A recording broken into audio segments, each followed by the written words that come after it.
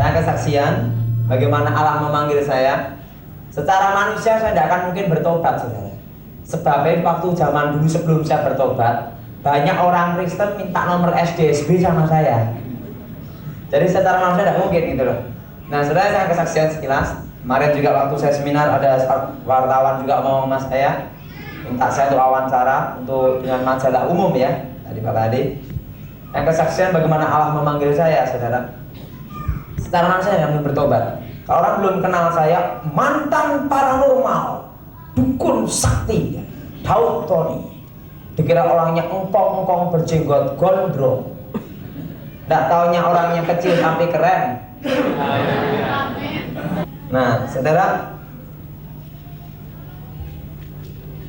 mama saya yang keluarga Jawa, mama saya punya ibu, mama saya punya ibu lagi, punya ibu lagi ya.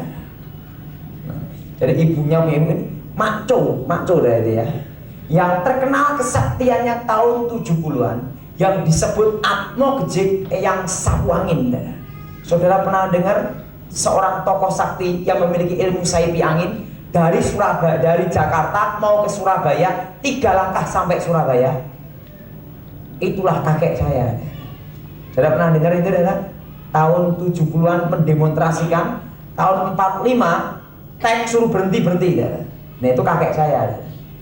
Nah, kakek saya terkenal ilmunya disebut Aji Saipi Angin dan Aji Lembu Sekilan. Tembak dor tep sekilan tuh kakek saya. Terkenal ilmu Saipi Anginnya dan Aji Panglemunan, ilmu menghilang. Nah, nenek saya disebut Gejik terkenal dengan ilmu santetnya yang disebut santet tumpes kelor. Kalau nyantet orang, dia tidak mau satu orang, anak cucu dibunuh semua. Karena apa? Dia ngomong nanti kalau ada bunuh diri, ada yang balas dendam bagaimana? Gitu dah. Dia bilang gitu. Jadi ditumpas semua, adalah. Dan salah satu murid dari nenek saya, cucu murid ya, Pendeta Eko Hidayat, sehingga dia mewarisi ilmu pencabut roh. Nah, Eko punya suhu, suhunya Eko punya suhu lagi. Nah, kakek gurunya Eko ini murid nenek saya. Nah, sehingga pada waktu berapa tahun yang lalu, saya diundang untuk seminar di Jakarta sama Eko, karena saya tahu tentang ilmu santet. Nah, kemarin juga ada jenderal nemui saya tahun yang lalu waktu mau seminar. Jenderalnya ngomong sama saya, Pak Tony, ada apa? Masih terima order enggak? Gitu, saudara. Saya ngomong saya udah bertobat sungguhan enggak? Biasanya dukun kalau ada duit ini berubah. Oh gitu, gila ini orang. Saya ngomong saya udah bertobat. Saya dulu tidak mau disebut dukun dan tidak mau disebut paranormal. Kalau dukun disebut apa? Ada udu, ada rukun. Sedangkan paranormal disebut tidak normal, artinya orang gini. Tidak mau, saudara. Tapi banyak orang nyebutnya seperti itu. Nah, nenek saya itu tukang santet, saudara.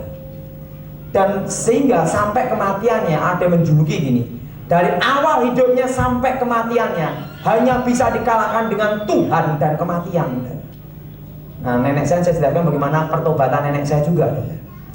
Nah, saudara seperguruan dari nenek saya adalah ahli ilmu pelet, jaran goyang, semar mesem, susuk, ilmu kedip-kedip, ilmu hipnotis, ilmu pelet. Sekali diginikan, semar mesem, kintil, saudara. Itu namanya sampir. Nah, saudara seperguruannya lagi ahli ilmu tenaga dalam, inti api, inti es. Jadi keempat guru saya ini melatih saya sejak usia 9 tahun. Nah, kenapa saya dipilih? Nanti akan saya kesaksian, saya cerita. Tahun 70-an kakek nenek saya mendapat suatu wangsit yang aneh. Tidak seperti biasanya. Ada suatu bisikan gaib, dia ngomong untuk wisikin gaib gitu, goib gitu loh. Ngomong gini kan, waktu bakal zaman jadi ontran, bakal teko sang Piai Agung Ratu Adil saka Etan. Pada waktu kekacauan zaman akan datang seorang raja yang adil dari timur. bakal keturunanmu entuk dalan sing padang. Nanti akan ada salah satu keturunanmu yang akan menemukan jalan terang. Poro-poro satrio-satrio ing alogo, para satria-satria di medan laga bakal nyambut jebedule Ratu Adil saka Etan untuk menyambut munculnya seorang raja yang adil dari timur. Dan salah satu satria itu adalah generasi keturunanmu, gitu saudara. Nah, sejak tahun 70-an itulah kakek nenek saya menghilang dari peredaran, sehingga banyak kalangan yang bingung kenapa tiba-tiba Atmo Gejik menghilang. Dia bertapa di suatu kota kecil, yaitu kota Sragen. Itu pun pinggiran. Saya mau tanya sama saudara, tahun 70-an, sekarang kalau saudara yang umurnya 50 tahun ke atas, masih ingat enggak ada seorang yang punya Aji Saipi Angin? Jakarta, Surabaya 3 langkah. Itu kakek saya. Itu mama punya ibu, ibu mama saya punya ibu lagi, ibu yang punya ibu lagi. Saudara dari ibunya lagi, inilah kakek nenek guru saya. Jadi saya manggil tuh kalau bahasa Cina apa nih? Makco ya. Itu umurnya 100-an. Nah, bertapa menghilang dari peredaran, itu bertapa dan tidak mau diketemui orang dan tidak ngambil murid. Dulu muridnya banyak saudara, tapi setelah tahun 70-an itu dia stop, tidak ngajar lagi saudara, dan tidak mau mengambil murid lagi. Dia bertapa dan keturunannya pun nemui susah, tidak mau ditemui. Nah, saya pun hanya diceritakan tentang kakek nenek saya, bahwa kakek nenek saya ada gini waktu kecil itu, dan akhirnya bisa ketemu, dan saya jarang pertemuan dengan kakek nenek guru saya. Nah, waktu saya usia 9 tahun, kelas 4 SD, saya terkena suatu kasus. Dianiaya seorang guru matematika, ditendang mengenai tulang ekor, tulang punggung, langsung pingsan. Umur segini aja besarnya segini, apalagi umur 9 tahun. Kecil mungil cekunting, ditendang pas tulang ekor langsung pingsan. Dokter ngomong demikian, kalau anak ini nanti sembuh akan mengalami kelumpuhan total, mata bisa buta karena tulang ekor pas, dan bisa menimbulkan efek buta dan bisa juga mati ya. Orang tua mana yang tidak bingung melihat anaknya kalau tidak mati lumpuh, betul tidak? Tiba-tiba mama saya ngomong gini, Pi, masih ingat tidak bahwa kita ini masih keturunannya kecil? Kita kan masih punya kakek nenek buyut, dari mama saya panggil buyut ya, yang terkenal kesaktiannya tahun 70-an. Karena nenek saya itu terkenal pernah kungkum bertapa di sungai 1,5 tahun. Bertapa di hutan, di sungai 1,5 tahun kungkum di air itu saudara. Nah, yang terkenal ilmunya yang bisa menghilang, suka nyembuhin orang. Bagaimana kalau kita minta tombol untuk minta suuk supaya dia sembuh gitu loh. Akhirnya rapat keluarga, diambil keputusan, siapa tahu kita ke tempat kakek nenek buyut kita, mau anak ini disembuhkan. Langsung datang ke tempat kakek nenek saya bertapa. Waktu itu ada pembantunya setia ngomong gini, jangan ganggu Simbah, Simbah baru bertapa. Tapi karena diberitahu ini keturunannya sendiri, ini hidup dan mati gitu. Akhirnya pembantunya mengizinkan di mana tempat kakek nenek saya bertapa, diberitahu silahkan masuk. Masuk kakek saya tanya gini, sopo kowe itu? Aku ini anaknya Rasiem, nenek saya namanya Rasiem kan? Oh, berarti kamu masih keturunan saya. Jadi mama saya ngomong, oh kamu masih keturunan saya. Kakek saya bilang gitu. Tahu kenapa sakitnya ini, langsung ditanya, hari kelahiran anak itu siapa? Apa hari kelahirannya? Setupain, weton tertinggi weton Jawa, weton keramat kan saudara. Nah, siapa nama anak itu? Tony, harus diganti jadi Tukiman. Ini yang paling parah. Untung nggak bejo. Ditanya yang ketiga, berapa bersaudara? 5 laki semua, pendawa 5. Kebetulan kakek nenek saya susah untuk mati, sebelum ada yang orang meneruskan ilmunya. Karena ilmu itu ada 3 tingkatan, tingkat kanuragan, kamulian sejati, dan tingkat kasampurnan. Nah, kakek saya sudah sampai tingkat kasampurnan, sudah tingkat tertinggi. Nah, dia ngomong, aku mau nyembuhin anak itu. Karena dari berapa generasi tidak ada yang hari-harinya setupain cucunya laki-laki. Karena kalau orang melajari ilmu itu hari wetonnya setu legi rebu paing, bukan setu paing weton keramat itu itu bisa gila edan. Nah, kebetulan saya satu-satunya cucunya laki, cucu buyutnya. Aku mau nyembuhin anak itu, tapi ada satu persyaratan yang harus dipenuhi. Dia harus menjadi pewaris olah kanuragan Jayan Kawijaya. Kalau mau tak sembuhin, kalau tidak mau silahkan pergi.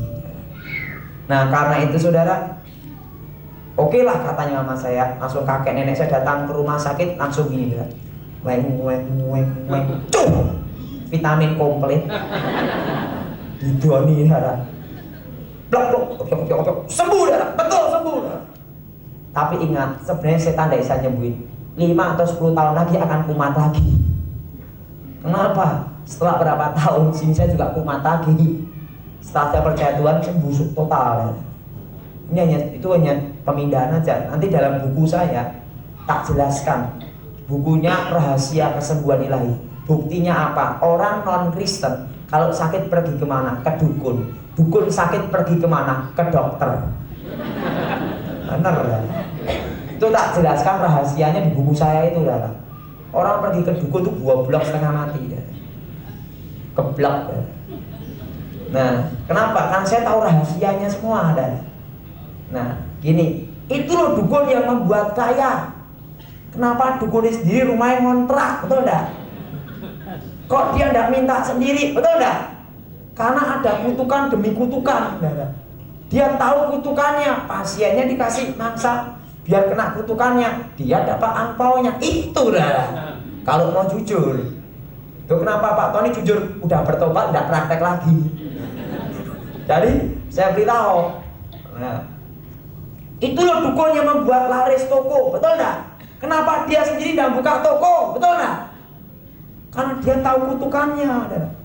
Resikonya minta itu berat, saudara. Nah, kalau mau jujur, saya jujur, tahu persis, saudara. Orang mau nipu kemana, perdukunan sulap apapun saya tahu, saudara. Karena apa? Mainannya sejak usia 9 tahun. Nah, setelah itu, saudara, karena saya dianiaya, saya disembuhkan kakek saya. Walaupun setelah itu 5-10 tahun kumat lagi, saya diajar sejak usia 9 tahun karena dendam itu, saudara ya. Saya dulu itu sampai urusan ke pengadilan itu, saudara. Saya singkat aja dah ya. Saya diajar. Pertama diajar ilmu aji tapak banyu, ilmu berjalan di atas air. Gara-gara punya ilmu itu sampai sekarang tidak bisa renang. Wah. Kedua, dikasih aji setan kober untuk nyantet bunuh orang. Saya tuh punya guru yang aneh-aneh, darah. Kakek saya ilmu putih, nenek saya ilmu hitam. Tapi sama-sama dua-duanya dari setan. Baru saya tuh tahu rahasianya itu setelah mempelajari, darah. Karena apa? Saya tahu rahasianya semuanya, darah. Nah, kalau kakek saya ngomong, Ton, jangan membunuh. Nenek saya ngomong, bunuhlah orang setiap hari. Bingung dah, darah. Dan kalau kakek saya ngomong, jangan pakai ilmu hipnotis atau ilmu untuk melet orang lawan jenis. Tapi nenek saya ngomong, peletlah orang sebanyak-banyaknya untuk memperkuat ilmu pelet. Bayangin, darah. Dari saya itu punya guru yang berbeda, darah. Pendapatnya beda-beda. Untung aku udah gila waktu itu, darah. Hari ini diajarnya, hari ini diajar Pak, siang ini, malam diajar gini. Jadi siang diajar kakek, malam diajar nenek. Siang diajar kebaikan, malam diajar kejahatan. Bayangin, darah. Diajar terus sama kakek saya, dicekoi terus. Nah, saya diajar. Dan sejak SD, saya itu tidak pernah belajar, tapi ranking kelas. Hebat enggak? Caranya bagaimana? Ngambil pikirannya guru-guru SD. Jawaban langsung di sini deh. Gara-gara suka ngambil pikiran orang, sampai sekarang tidak bisa perkalian.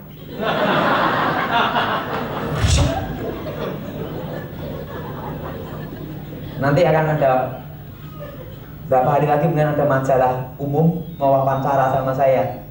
Bukan sekarang tapi kemarin satu seminar dimintai.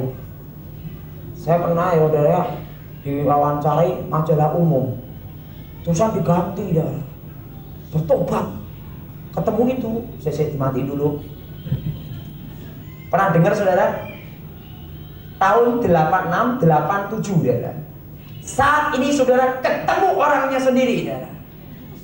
Kenapa saya tidak percaya Yesus? Banyak orang Kristen minta nomor sama saya. Dan kedua, salah satu organisasi gereja, ada berapa batuannya ya. Kalau mau khotbah pinjem jimat sama saya dulu supaya khotbahnya mantap. Lah untuk apa saya percaya Yesus? Saya diinjili orang Yesus gondrong gitu. Nggak percaya. Karena apa? Saya sejak kecil tidak punya agama. Kristen enggak, Islam enggak, Buddha enggak. Pokoknya Pancasila. Dan saya hanya menyembah Sang Yang Murbeng Dumadi, kebatinan. Nah, saudara, sejak kecil saya belajar. Nah, saya dulu dibekali jimat sedikit ya. Saya dibekali jimat dulu sebelum bertobat hanya 100 tok. Jadi keris tombak pedang dan pusaka kebal itu besi kuning, merah delima, lulang kebulando, kitab Istanbul, kul butet, gadar besi ya. Anti tembak, anti bacok, anti cukur.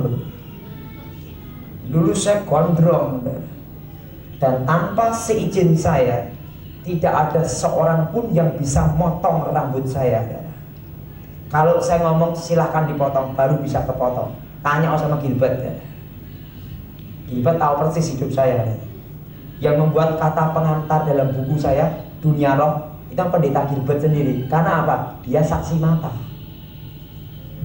Nah, karena apa? Gilbert pernah kesaksian toh, di Jawa Tengah dia disantet orang, yang nyantet saya. Si gendut itu disantet alot, tapi tahu nggak mempan, malah saya bertobat.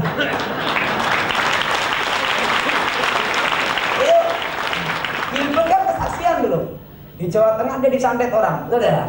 Dia nyantet saya. Karena saya tarung sama dia bukan jarak jauh, jarak 1 meter, saudara. Berdepan muka dengan muka. Kalau Gilbert kalau diwawancarai ngomong gini, bukan hanya jarak jauh, hidung ketemu hidung nih, itu mata dengan mata, bilang gitu. Ditanya sama orang nih. Nah, saya belajar dari aji setan koper, brojo mukti, brojo lamatan, berbagai mantra, termasuk ilmu pelet jaran goyang, Semar Mesem, Jolo Sutro, apalah beda. Saya belajar itu semua, tetapi saya tidak ada damai. Dan saya selama belajar ilmu tidak bisa tidur. Kenapa, saudara?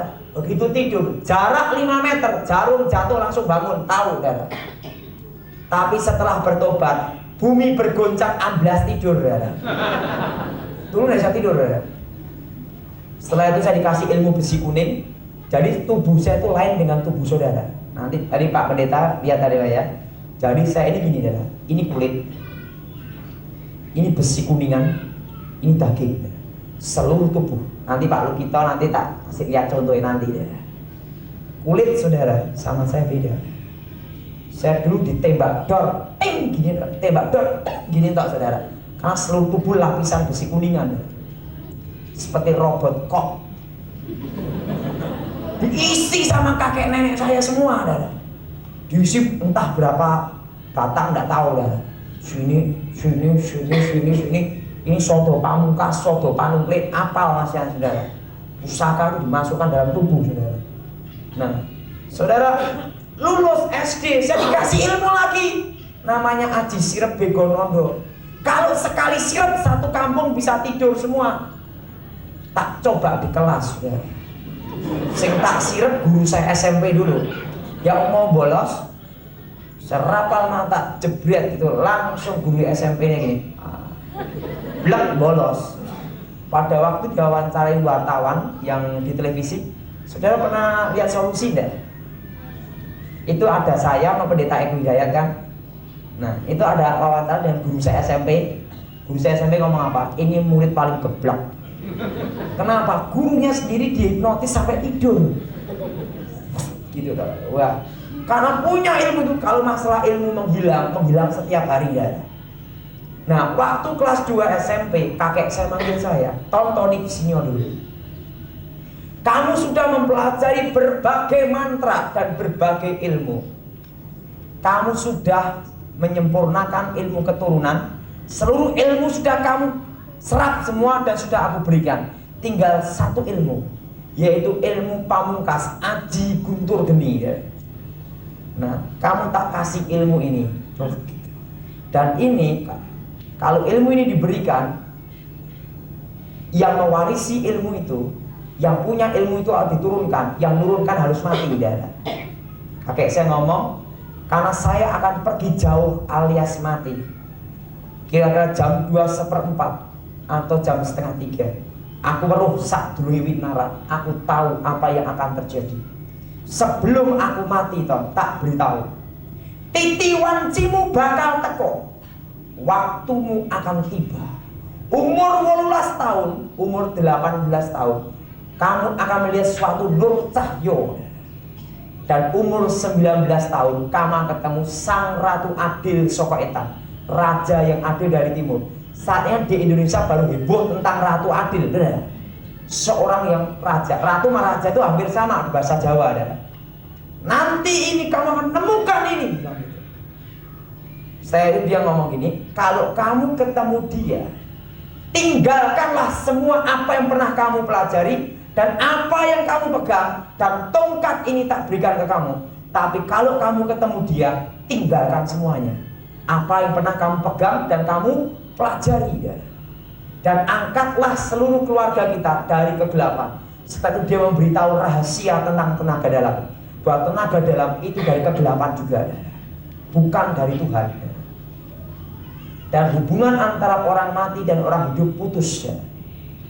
Kenapa? Saya melajari ilmu pembangkit arwah. Itu yang datang bukan arwah orang mati, roh setan yang nyamar. Nah, nanti pada waktu kesempatan berikutnya, dalam buku berikutnya, yaitu apa? Saya bahas masalah tentang apa nih, penyesatan, saudara. Nah, saya belajar terus. Saya tuh kakek saya ngomong, kalau kamu ketemu jalan terang itu, angkatlah seluruh keluarga dari kegelapan, sehingga pada waktu saya bertobat semua masuk Kristen, saudara. Nah, dipesan dulu sebelum mati ya. Nah, kakek saya ngomong ini, Ton, besok kan bukaan nomor SDSB. Untuk beli peti mati, tak tinggalin nomor. Besok metu nomornya 50 untuk beli peti mati. Sebelum mati ninggali gang dao. Itu kakek saya adalah. Nah, setelah itu dia minta potong rambut, pakaian baru. Kira-kira jam 2 malam kan. Aku mau budal, aku mau pergi jauh alias mati. Ingat, kamu salah satu satria itu. Gitu udah. Langsung setelah dia gini, plek, dia mati dalam kondisi gini deh, tanpa sakit deh. Hanya sesak napas bentar, gini toh, langsung dia gini, plek, meninggal. Setelah meninggal, tapi sebelum saya meninggal, maaf ya, saya masih hidup. Sebelum kakek saya meninggal, dia memberitahu titik kelemahan ilmu saya. Titik kelemahan ilmu saya yaitu apa? Seumur hidup saya tidak boleh menikah, jatuh cinta tidak boleh, ngintip perempuan tidak boleh. Ini yang paling repot. Dan lagi diberitahu juga, yang bisa membunuh saya hanya bila 3 galeh dijadikan satu. Galeh asem, galeh kelor, galeh jati. Hatinya pohon asem, hatinya pohon jati, hatinya pohon kelor.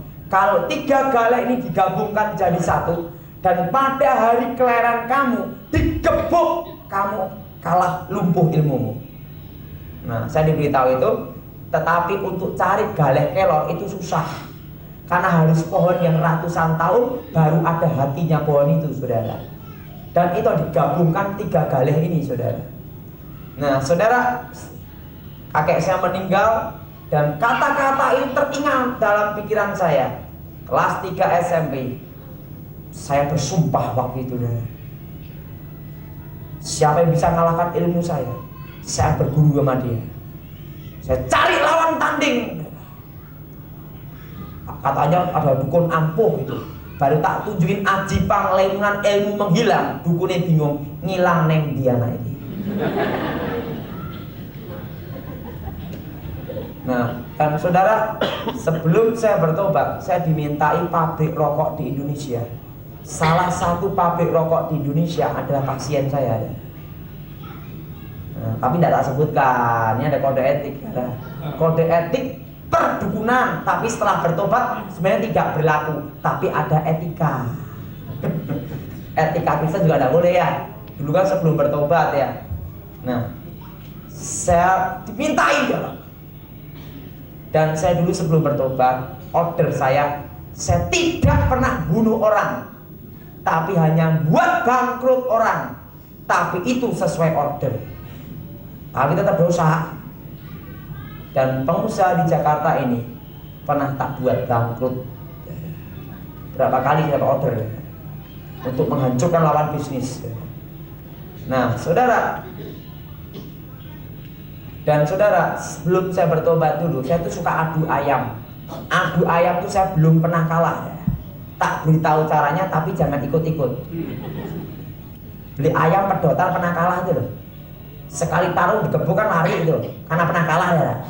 Waktu sekali 1.000 jadi 5.000. Kedua kali ayam saya kabur, 1.000 jadi 10.000. Dinaikkan terus ya. Waktu yang ketiga, langsung saya rapal mantra ilmu Rogo Sukmo. Dari saya umur 11 tahun, saya udah sempurna ilmu Rogo Sukmonya ya. Rohnya keluar dari tubuh ya. Saya langsung masuk ke ayam. Jebret, ayam saya tetap mulus. Karena yang di dalam ayam adalah saya sendiri. Langsung tak pukul pakai tenaga dalam. Tak, kyok, cuan. Jadi terus terang, saya adu ayam belum pernah kalah. Tak beritahu caranya, tapi jangan ikut-ikut. Itu orang yang belum bertobat suka adu ayam. Nah, waktu itu saya bersumpah, tak tantangi orang-orang juga. Itu lampu gini tak ngomong ini, semua lampu mati, mati semua. Dukunnya malah ngomong apa? Tak berguru aja sama kamu, gitu ya. Nah, akhirnya karena saya buat heboh itu, ada seorang pemuka agama, bukan orang Kristen, dia datang.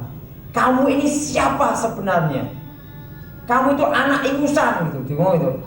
Tapi kamu ini punya ilmu tingkat tinggi, dan setahu saya yang punya ilmu ini hanya kecil. Kamu ini siapa sebenarnya? Saya ngomong, saya keturunannya kecil, saya pewaris ilmunya. Pemuka agama itu ngomong apa? Kalau gitu, Gejek kan tidak mau ngambil murid lagi, sudah mati.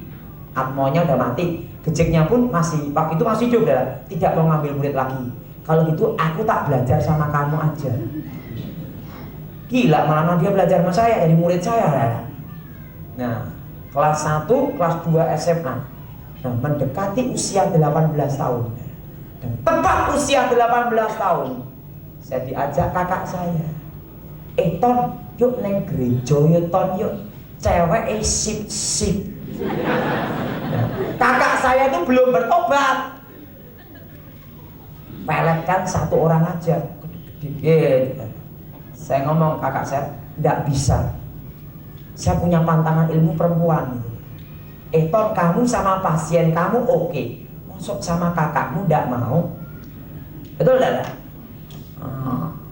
Setelah itu dia ngomong gini Ton, tahu ada apa? Yuk makan sate kambing dulu. Makan sate kambing.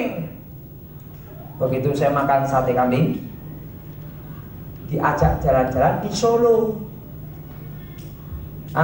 Lahir di Solo, besar di Sragen. Di Sragen itu saya bertapa ya, sama sekolah. Dijajah ke Solo, kan dari pertapaan katanya biar lihat-lihat kota. jalan-jalan di kota Solo, nyasar suatu ruangan, ruang doa puasane pendeta. Diajak kakak saya, wah aku punya kenalan gitu dah. Nah kenalannya waktu itu ada doa puasa. Pendeta sembahyang, pendeta Stefanus sama pendeta Deborah Dewi. Saya kan tidak tahu.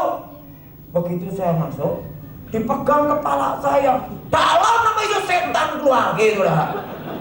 Saya kaget lah. Saya ngomong gini, sopo setane? Karena saya punya prinsip, saya orang baik. Saya punya ilmu santet, tidak pernah bunuh orang. Prinsip saya dulu gitu lah. Hanya buat bangkrut, itu pun sesuai order gitu. Jadi saya ngomong, saya orang baik gitu lah. Saya selama punya ilmu belum pernah mukul orang gitu. Nyubit orang belum pernah, misu-misu orang, kata-kata kotor tidak pernah. Karena saya berprinsip saya orang baik gitu. Diinjili, kalau percaya Yesus, kamu jadi orang baik. Dari dulu saya udah baik, saya bilang gitu. Weh, ditengkeng dalam Yesus itu. Kasih minyak sak botol, upek-upek ya. Marah itu ya. Gila, pendeta edan saya. Karena ada air bekas baptisan udah, dikasih ember digebyur dah. Bahasa aku yuk, saya ngomong apa? Pendeta edan, saya gitu. Yesus ngomong gitu. Apa Yesus gondrong banget ya. Diinjili Allah, diupek-upek kepala saya digebyur air dah. Saya marah-marah waktu itu. Saya ngomong, oh pendeta bilang gitu. Saya pulang. Kakak itu berapa hari kemudian datang. Waktu itu saya kan setiap hari rapal mantra. Kenapa? Dia belum dapat cewek. Kan dia udah setor sate kambing dulu sama saya. Nah kakak saya ngomong, Tom, ada kakek Eri Gilbert lumayan dong. Cewek sip-sip gitu lah. Saya ngomong, apa Gilbert tuh ngomong. Cewek sip-sip. Saya tidak mau waktu itu sebenarnya adalah, tapi kakak saya ngomong, kamu kan udah makan sate kambingku. Nah, gara-gara sate kambing ini, saya ikut kakek Eri Gilbert duduk di paling ujung paling belakang. Gilbert khotbah, orang Kristen tidak bisa disantet, orang Kristen tidak bisa diguna-gunai, orang Kristen tidak bisa dimantrai. Dari belakang saya ngomong gini, ini pendeta gendut montok nantang saya. Di belakang nih. Serapal mantra, aji setan kober, supaya dia pingsan di mimbar, muntah darah, jemaate bubar. Serapal aji setan kober, ngomong gitu, tak pukul gini. Gilbert ngomong gini, saudara diberkati, haleluya, ilmu saya kabur. Langsung dalam hati saya ngomong gini, gila nih si gendut montok punya mantra aneh, haleluya. Apa saya tidak salah dengar? Saya tahu ada ilmu halilintar, ini lain, haleluya. Wah, tarapal mantra hasko brojo, wah gitu dah. Gilbert ngomong ini, saudara diberkati, haleluya, ilmu saya kabur. Gila nih si gendut montok. Wah, dia ngomong lagi, saudara yang punya jimat-jimat yang kedukun-dukun, maju ke depan, artako. Saya kan bingung apa arti artako. Ya maju aja. Maju dah. Gua enggak takut, gitu lah. Datang dah dong. Tak pelototin Gilbert matanya. Gilbert natap mata saya juga. Tony, kaget ya. Kok dia bisa tahu nama saya? Wah hebat sekali nih Gilbert, saya gitu dah. Kamu yang bisa punya ilmu menghilang dan berjalan di atas air ya? Iya. Tapi setelah saya bertobat, Gilbert ngomong apa? Aku juga diberitahu pendeta. Baru dia ngaku. Waktu dulu saya kaget juga, kok bisa tahu? Ya kaget kan saya. Coba belum kenal, saya tahu kan bingung enggak? Saya bilang, gila ini ilmu apa gitu. Nggak tahu dia diberitahu pendeta. Saya ngomong gini, oh Gilbert, yang dulu kemarin nggak manggil Pak, Gilbert kayak gitu. Gini, besok Gilbert gini, saya tunggu besok pagi. Berani juga tuh si gendut berani. Besok pagi gitu. Ya, oke saya gitu. Saya langsung pakai ilmu saya langsung diseragin. Satu malam tidak bisa tidur. Gara-gara apa? Haleluya. Ini loh, bingung saya. Nah, hari yang kedua janjian sama Gilbert. Pagi-pagi jam 8 pulang gitu. Gilbert, Stefanus Pinky, mau Deborah Dewi pendeta-pendeta. Begini terus. Sikir roba. Aku tuh bingung. Belum pernah ada mantra raba-raba. Setelah saya bertobat baru tahu itu bahasa roh. Saya tuh bingung apa sing diraba. Wah, saya tuh yang ngomong kayak gini. Oke, ya. Muka dengan muka. Gitu ya. Jarak 1 meter loh. Nah, bukan jarak jauh, 1 meter. Dari pagi jam 8 sampai jam 12 siang. Setiap pukulan yang tak pukulkan itu balik mengenai saya. Mak, blek gitu dah ya. Tubuh saya ya. Sampai jam berapa nih ya? Pagi. Sampai jam berapa nih? Waktu pukulan itu balik mengenai saya. Anehnya di dalam tubuh pendeta-pendeta itu jarak sejengkal segini ya. Itu pukulan balik mengenai saya. Blek gitu. Benteng pertahanan saya, besi tembaga itu retak gitu sudah. Keluar debu tembaga di tubuh saya, serbuk tembaga. Diambil pendeta Stefanus itu dah. Mau muntah darah, tak turun lagi darah. Gengsi dong kalau ketahuan. Bekas hancurnya tembaga itu sampai sekarang masih ada. Ini dulu saya tidak cari tembak ya. Dulu. Lain lagi. Nah saudara, pagi itu saudara, saya muntah darah, tak terang lagi. Gilbert tunggu dulu, besok diterusin lagi. Gilbert ngomong gini, yuk kita makan dulu. Gitu lah. Waduh si gendut ini ngejak makan terus saudara. Saya makan aja pas lapar. Itu lapar makan, ngomong-ngomong sama Gilbert, diinjili sama Gilbert. Saya ngomong, telinganya ini saya kontrong, tidak percaya. Ini gini-gini tuh, oh gitu tuh. Besok pulang. Janjian besoknya lagi dah. Janjian sama Gilbert itu 3 hari dah. Dari jam 8 pagi sampai jam 12 siang lagi dah. Ilmu tuh balik mana saya mau muntah dah. Tak tenang lagi. Saya ngomong gini. Waktu jam 12 siang saya ngomong, kalau saya kalah, saya berguru sama situ. Dan kalau saya menang, pendeta-pendeta sama Gilbert berjejer. Serapal mantra, ilmu guntur geni, ilmu terakhir, pamungkas. Saya buka mata saya, jas. Gitu. Waktu mau tak pukul ilmu itu, ada cahaya yang keluar dari tubuh pendeta-pendeta itu yang melingkupi saudara. Waktu saya lihat cahaya itu, teringat kata-kata kakek saya. Umur 18 tahun, usia 18 tahun, kamu akan melihat suatu cahaya terang. Dan kalau kamu lihat cahaya terang itu, tinggalkan semua apa yang pernah kamu pelajari. Tapi saya ngomong, tidak mau. Karena apa? Saya dulu tidak mau kalah orangnya. Biasa, orang kecil, pendek, ngengkel.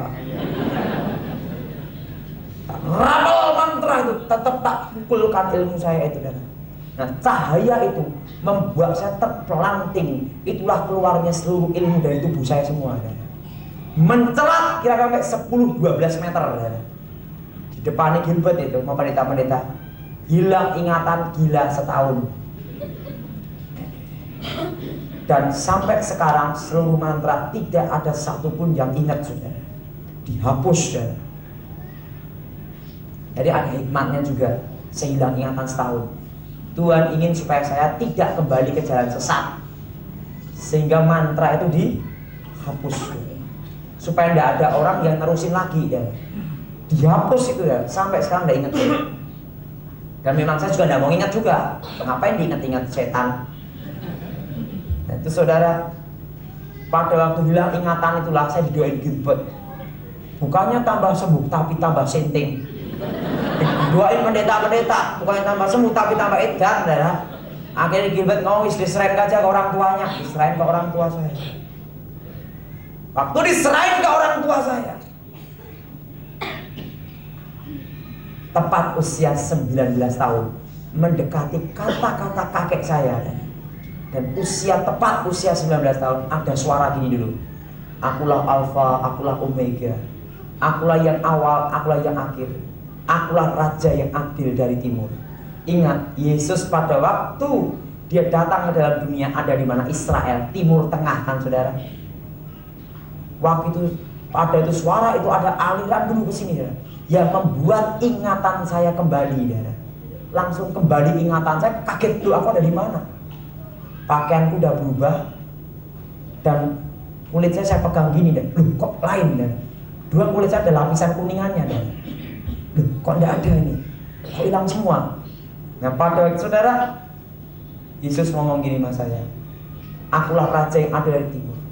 Engkau kupanggil untuk menjadi penginjil api dan jadi saksiku. Dan ingatlah, engkau kupanggil bukan untuk jadi gembala sidang pendeta. Gitu saudara, dipesan dulu saudara. Jadi saya tidak akan dirikan gereja dan tidak dirikan persekutuan, supaya saya tahu panggilan saya. Dipesan secara khusus ya, jadilah engkau penginjil api. Seumpama diri persekutuan pun tak serahkan ke orang lain ya. Saya tidak berani ya. Kenapa? Itu saya dipesan tidak boleh mendirikan gereja. Nah setelah itu dia tumpang tangan saya. Setelah itu wajahnya itu melebihi cahaya matahari ya. Sinarnya sinar pelangi kuning ke emas. Saya tidak bisa lihat wajahnya, hanya bisa lihat jubahnya yang berkibar-kibar, kemilauan. Setelah itu hilang, saya cari Gilbert, saya naik bis. Waktu naik bis suruh bayar, bingung saudara, karena dulu biasa ngilang. Ya langsung saya bayar juga, ada kakek juga suruh bayar. Kakek suruh bayar. Saya ketemu Gilbert ngomong sama saya, kamu jangan kesaksian dulu, jangan beritahu siapa nama kamu, yang sebenarnya kamu muridnya siapa. Yang penting kamu sekolah Alkitab dulu. Jadi selama 3 tahun itu saya rahasia pribadi ya. Bahkan Pak Pendeta Pontas Pardudi pun tidak tahu siapa saya. Baru setelah saya diberitahu Gilbert suruh kesaksian, baru Pak Pontas tahu. 3 tahun saya sekolah Alkitab, lulus sukses ranking 4 karena muridnya tinggal 4. Nah, dari pertobatan nenek saya bagaimana? Waktu nenek saya injili itu sebelum saya masuk sekolah Alkitab. Setelah ketemu Gilbert, 1 hari sesudahnya saya nemuin nenek saya. Saya beritahu nenek saya tentang kata-kata kakek saya, pesan kakek saya sebelum mati, bahwa dia harus terima raja yang adil ini gitu loh. Waktu itu nenek saya itu susah mati dah. Dia punya ilmu poncosono dah. Ilmu poncosono. Jadi kalau misalnya kena tanah mati gini ya, bangkit hidup kembali dah. Nah, tubuh nenek saya itu udah ada kayak untuk nanah itu sama set itu dah. Tapi tidak bisa mati dah. Dan nenek saya itu kalau bertapa di atas api, di yang api itu loh saudara. Siapa ada paranormal di Indonesia, setiap hari ada di atas api, kobong saudara. Itu siang malam ada di api, dia ingin di api terus saudara. Nah setelah itu saudara, saya injili nenek saya. Dia ngomong gini, oncat no ilmuku, ragaku sudah tidak kuat. Gampang, tapi yang penting percaya Yesus, baru ilmumu hilang. Setelah itu nenek saya ngomong, aku mau terima Yesus, asal bisa mati, gitu saudara. Saya ngomong gini, nenek percaya Yesus bukan hanya supaya mati aja, supaya nenek masuk surga. Tak injili nenek saya mau terima Yesus. Waktu dia terima Yesus, dan berkata gini, aku menerima Yesus sebagai Tuhan dan Juru Selamat secara pribadi. Waktu dia ngomong demikian dalam bahasa Jawa, begitu dia amin, dia meninggal. Begitu ilmunya keluar langsung meninggal, sampai sekarang tidak bangkit-bangkit. Dan kuburan kakek nenek saya di Jawa Tengah, di Sragen, 4 kuburan itu dikeramatkan, saudara, dipuja-puja. Nah, dipuja-puja itu guru dari kakek saya, itu kakek lagi, itu masih keturunan saya juga ya. Itu 4 itu dikubur, 4 kuburan itu dikeramatkan. Nah, dan disembah-sembah orang ya. Karena tak pikir-pikir gecik percaya Yesus ya. Kan banyak orang minta-minta ke situ, kuburannya mau tak kasih tanda salib. Supaya kalau orang bertapa gini dah, loh kok ini tanda salib yang gede. Rencana tahun ini baru tak pikir-pikir, tapi ada rapat keluarga dulu dah. Nah, setelah saya terima Yesus, seluruh keluarga saya secara spontan karena dipesan kakek saya sebelum mati dah, langsung terima Yesus semua. Tapi masih ada saudara lagi yang dari keluarga mama yang Jawa tidak percaya Yesus. Tapi untuk keluarga saya sendiri, papa mama saya, adik-adik saya, kakak saya, semua ke gereja, aktif ke gereja semua, ada percaya Yesus. Karena apa? Tinggalkan semua apa yang pernah kamu pelajari. Termasuk om saya yang jadi kayak dukun, suka nyembuh-nyembuhin orang tapi tidak mau disebut dukun. Langsung mendengar saya bertobat sesuai pesan dari kakek saya sebelum mati, langsung diserahin jimat-jimatnya, dibakar semua, bertobat semua. Jadi sekarang daraya tidak ada lagi generasi Atmo Gejik. Jadi saya beritahu, generasi Atmo Gejik terputus sampai saya toh, saudara. Nah, terputus sampai keturunan saya toh, saudara. Generasi saya terputus. Karena apa? Dengan hilangnya mantra itu, tidak ada penerusnya lagi, ya. Karena kunci dari ilmu itu ada di mantra itu, ya. Nah, terhapus dari sini saya, dan sama sekali tidak ada satupun yang ingat, saudara. Tapi semua itu karena anugerah Tuhan. Keluarga saya terima Yesus, dan waktu itu tahun 2000-an, Gilbert ngomong-ngomong sama saya ngomong masalah buku. Akhirnya saya sama Pak Jendi Gosali membuat buku, saudara ya. Dan buku-buku yang saya karang itu sudah ada, kalau di tempatnya di Bethlehem ada 3 seri ya. Nanti tentang ilmu santet, bagaimana ngalahkan ilmu santet dan orang Kristen tidak bisa disantet, itu seri yang keempat. Itu akan terbit kemungkinan bulan depan, saudara. Dan untuk kaset-kaset VCD itu ya, itu tentang okultisme. Dan itu buku-buku dan kaset itu semua saya sumbangkan. Saya beritahu, kalau melayani Tuhan cari duit, jangan jadi hamba Tuhan, jadi dukun santet. Kenapa? Sekali santet 50 juta. Koit mati dah. Sebelum nyantet kasih porsekop dulu 25 juta. Kalau gagal tidak ditagih karena pasiennya sendiri takut disantet. Berhasil atau tidak tetap cuan.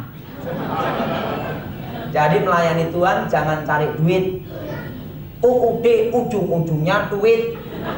Saya bisnis plastik sejak tahun 96.